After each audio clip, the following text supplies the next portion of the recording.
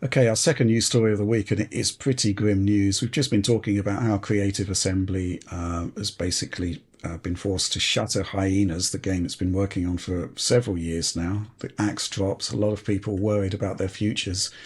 Um, wow, I don't really know how to react to this, but essentially, yesterday it was announced that Epic Games is cutting 830 jobs from across the business, roughly 16% of its workforce. Now, the concept that this could happen, bearing in mind the ubiquity of Unreal Engine 5 and the fact that Fortnite is has been described by many as basically a money printing machine. It's absolutely astonishing. But if we look at this comment from Tim Sweeney, this memo that went out to the Epic employees, essentially he's been saying, well, I'll just read out the quote here. For a while now, we've been spending way more money than we earn, investing in the next evolution of Epic and growing Fortnite as a metaverse-inspired ecosystem for creators. I had long been optimistic that we could power through this transition without layoffs, but in retrospect, I see this was unrealistic. While Fortnite is starting to grow again, the growth is driven primarily by creator content with significant revenue sharing. And this is a lower margin business than we had when Fortnite Battle Royale took off and began funding our expansion. Success with the creator ecosystem is a great achievement, but it means a major structural change to our economics. So basically, as well as those departures, Epic is going to be divesting itself of Bandcamp, which is a music marketplace company that it just bought last year. There's so much going on here as the firm attempts to restructure the business.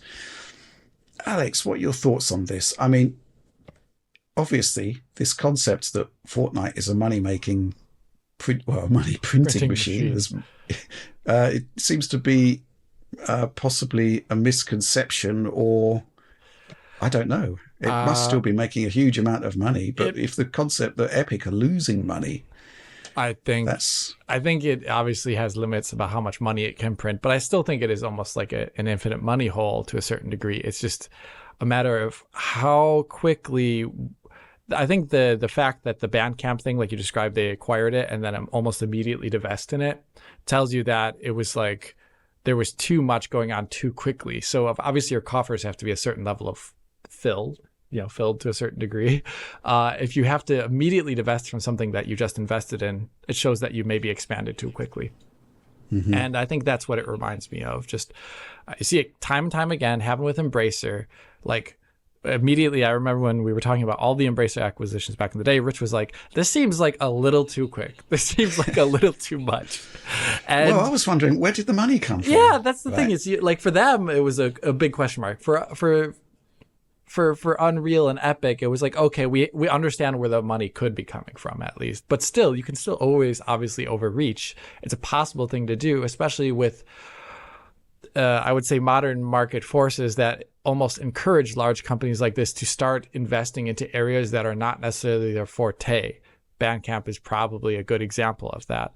I saw back in the day with Crytek, where they're an amazing company with some of the best tech in the business, some of the brightest minds.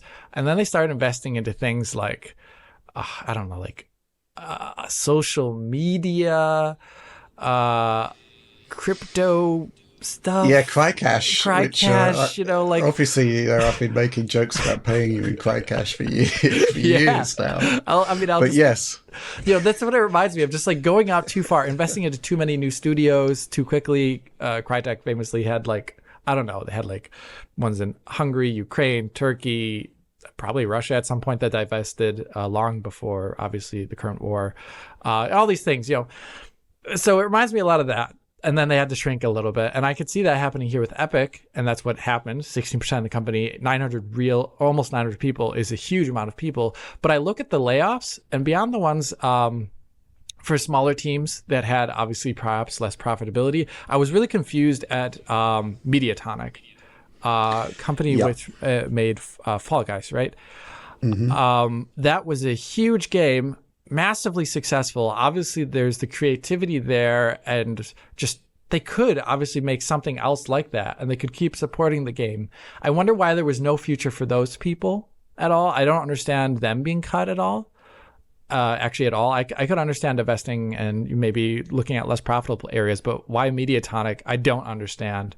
And it seems like they're probably going to be losing something really good with that. And I feel really badly for those people specifically in all of this, because it just doesn't make sense to me from any perspective, actually, why they were laid off. I don't know. Mm-hmm. Yeah. I guess the question is, have they actually made money on Unreal Engine 5 yet? Because we've had, Oh, yeah, right. Immortals of Avium and Fortnite, I guess. Remnant 2. There's not been a obviously it's going to come good, right? Because everybody is basically jumping on Unreal Engine 5, but the actual titles that are shipping on it have been fairly minimal at this point because it's an emerging technology. But even so, there's still a massive amount of UE4 titles coming out. So I'm curious, as to the licensing situation there. They must be making a decent amount of money there. Fortnite, I can understand that obviously the economics have changed. And more broadly, I think one of the reasons why we're seeing all of these restructurings and layoffs is because, well, if we're not actually in a recession, we're probably technically in a recession. And certainly the cost of living crisis means that there's going to be less disposable income for people to spend on stuff like games. We certainly feel it, when I look at the YouTube analytics, I can see that advertising revenue has gone down significantly year on year because there's less adverts, right? It makes sense.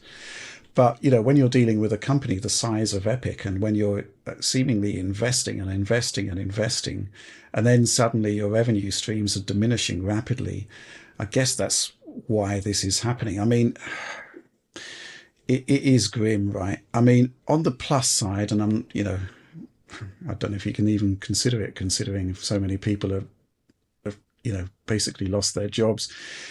They do seem to have had at least some level of decency in the severance package. 6 months base pay, 6 months of healthcare, and accelerating stock option vesting. So that they seem to be trying to soften the blow as much as they can. But even so, I think there's some object lessons here in terms of the concept of just growing and growing and growing rather than consolidating and being a bit more conservative in terms of plans.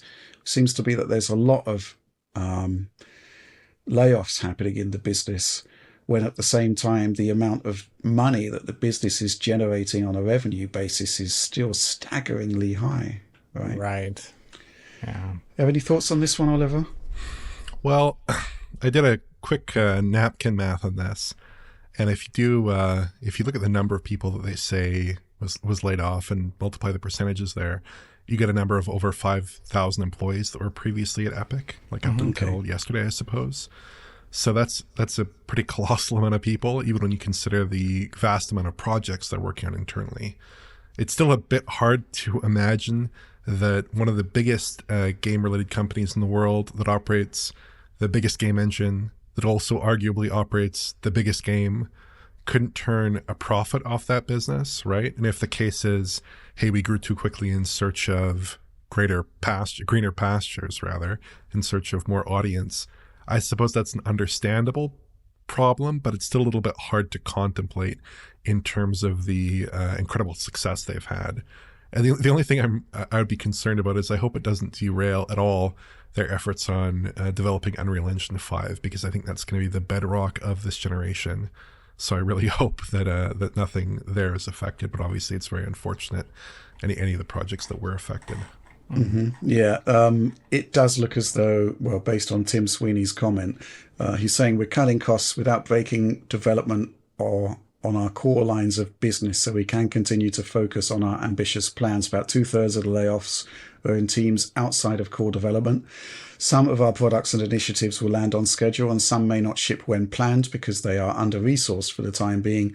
We're okay with the scheduled trade-off if it means holding on to our ability to achieve our goals, get to the other side of profitability, and become a leading metaverse company. Oh my goodness! Whenever I hear the word, we're in red flag territory whenever the metaverse thing crops up. However, I mean, obviously, we all know how much money Meta has basically, burnt, yes, on the metaverse concept. What I will say is that in Fortnite, I mean, it probably is the closest that we've got to a metaverse, for sure, what it's trying to do. Yeah, so I guess there is something there. Investing so heavily into it, though, I don't know. I guess the creator-led aspect of it, the UEFN stuff, has been really fascinating to see unfold, and it's nice to see, at least according to this, that there is some growth there. And obviously it's built on the concept of revenue share. But yeah, the whole metaverse thing is another thing that sort of just makes my skin crawl whenever I hear it, really. It just seems like something that nobody really wants. Yeah, right?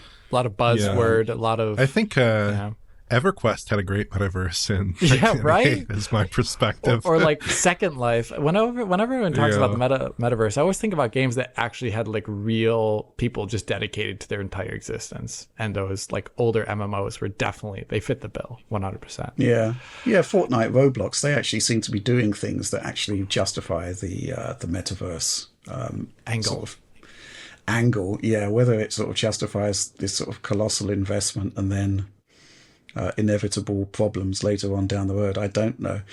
Obviously this is all in the context, of course, of the continuing problems with the Embracer Group, and obviously this week as well we had the Hyenas cancellation, which was a massive blow. I don't know, I just hope this is kind of like the worst it's going to get. I just can't help but feel that if Epic are feeling the pain, there could be worse to come, I mean, it has been pointed out that there's no actual apology from Tim Sweeney in this comment. Yeah, right. There is the question of responsibility, and ultimately he is responsible for the company as the major shareholder and the guiding vision behind the company, which is a bit disappointing. I don't really know what more I can add to this really at this time. The ramifications of this. I mean, it looks as though, as Tim says, they're looking to ring fence the engine side of the business, because obviously that's going to come good this generation. It's going to be the engine of the generation. Fortnite looks as though it's gone through a painful transition period. It looks as though there's some light at the end of the tunnel there, according to Tim's statement. But in the meantime, so many good people losing their jobs so quickly. I mean, it's devastating. I don't really know how to react to that. I just can't really relate to that. With regards to the Hyenas thing that I'm just thinking about right now, I'm a little confused by the game's existence in the first place. And I am reminded of, I mean, I don't want to say that they're going to be the exact same, but Rocksteady's new game, it seems like Creative Assembly, they made, obviously they've made the Total War series, they've RTS specialists, but they also made Alien Isolation, an incredibly well-made, atmospheric first-person single-player game. And then all of a sudden wanting to go into this extraction shooter territory. I almost doubt that the game was always an extraction shooter. I would imagine it was some sort of GAAS shooter, looter shooter that then transitioned into an extraction shooter at some point, because that was the latest, hottest thing. And I'm like always terrified by these things where you take a studio that is so good at doing what they do, and then you're like, let's make an extraction shooter. Let's make the next Destiny. And that is so dangerous and so risk filled that I feel for everyone, obviously, that lost their jobs. But like, I'm really curious what the creative decision making was to make another extraction shooter. So weird. So weird. Well, bearing in mind how long it takes to make a game, it was a calculated bet, just like any game development, I'd imagine. But obviously the surrounding environment has changed. I think there's also this concept that possibly there's only a finite amount of players with a finite amount of money to spend, right? And, just continually piling on new games into the same arena. Something's got to give. Something else about the Epic business model. Obviously, there's been a huge amount of money spent on the battles against Google and Apple. There's also been the colossal investment in the Epic Game Store in an attempt to create some sort of alternative to Steam. I guess the amount of money that was being spent there is, some might argue, unsustainable. I'm curious, it's not mentioned at all in Tim Sweeney's statement as to the impact of those particular things on the business and whether it can continue. The Epic Game Store does seem to be continuing to get exclusive content, must be paying through the nose for it, giving away free games. Alex, this is quite an interesting one. This is just for my personal curiosity. What is your view on the Epic Game Store years in now? Years in now, I still see it as in missing functionality and missing usability that is found on Steam. Right. Regardless of whatever games are available there or not available there or anything like that. I'm just thinking about like basic user functionality. If you have a lot of games on the Epic Game Store and you have it sorted or unsorted and you click on the library by accident, good luck. Seriously, it'll take an eternity to load. If I have all my games there on Steam, and no matter what sorting or thumbnail type, if I click on the library, it'll load really quickly. That is a huge usability issue, and it's still there. It's been there forever. And there's a lot of other things too that I could talk about, but just like basic usability things, no one touches Steam for some reason, because they're all about thinking about, they're thinking about growing market share by getting hot titles and hot ticket titles, which is what they've done in the past. That's where you could originally get things like Control, and any other tons of the games that have launched Epic only. But they're not thinking about, why do people stick with Steam? Like, there's got to be some other reason other than the fact that people just think Valve is a cool company or something like that. It's not the reason why, I don't think. So yeah, I think they need to invest, instead of worrying about exclusives, they could invest a lot more in the UI and the user experience. Yeah, it does strike me as somewhat odd. It is, I guess, a function of the fact that it is was a company with 5,000 employees, but they can generate something like The Matrix Awakens. But when I try and use the library area of the Epic Games launcher, even on my 13900K, I try and load a game and I click on it, I've got no idea whether it's actually going to load or not. Yeah, see, I'm happy you know what I'm talking about, because this is the same issue I had with the store. The Xbox app is now a lot better. I've been using it recently. It's a lot better. Yeah. The store, though, still has the issue where you click on something, the Microsoft Store, whatever it's called these days. You click on it and you just have no idea actually if it started going. It's that little bar on the left where you have your list of games in the library. Yeah. If I click on a game, it's maybe 50-50 as to whether it will load or not, or maybe it's just taking ages to load. You get that cloud sync prompt appear, and then you're in business. But it's actually, I really don't like having to have game icons on my desktop. But for an Epic game, or a game rather that's installed under EGS, I do have to use those desktop icons, because double clicking on the desktop icon at least improves my chances that the game is actually going to load. Yeah. So, yeah, that is absolutely baffling, isn't it? Just how bad the experience is on the Epic Game Store launcher, and the fact that they can't get that right. That's baffling to me when you see that level of innovation. The volume, in terms of the movie industry and what they're doing with Unreal Engine, and I can't load, it's 50-50 as to whether a game is going to load on the Epic Games launcher. Oh, man. Yeah, there's even more stuff I could complain about there, but we should maybe do that in some other episode. Yeah. Any final thoughts on this one, Oliver? No, not too much. I think it's unfortunate news for sure, but yeah, layoffs in the games industry just seem to be happening like every other week now. Huge layoffs, huge studios getting taken down. And yeah, I am worried about the possibility of some kind of economic recession that forces the game industry to divest assets. That would be very unfortunate, but yeah, not too many thoughts. Traditionally, it has been said that the games industry has been recession proof because people need things to do. Right. But I just think that there's a combination of factors here. Obviously, the come down from the pandemic, cost of living crisis, economy in turmoil. something's got to give, and even the games business is not proving immune, especially when there seems to have been this massive attempt at growth across the whole industry. That's, chickens are coming home to roost now. But yeah, it's all pretty depressing.